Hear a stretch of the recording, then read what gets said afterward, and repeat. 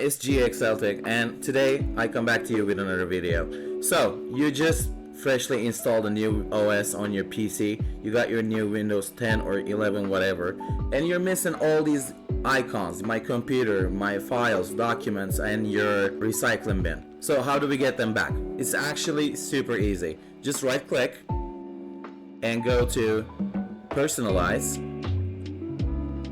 choose Teams, and go down.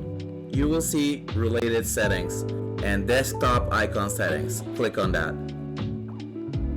There you will find an option to add all of the icons that you're missing. I'm going to go ahead with my computer, control panel, and recycling bin, and then we're gonna hit apply, then okay. Let's go back to our desktop. Voila, we have the recycling bin right here, and our PC right here, and our control panel right here. So that's it for today's video, but if you have any questions, leave a comment down below. I'll surely get back to you.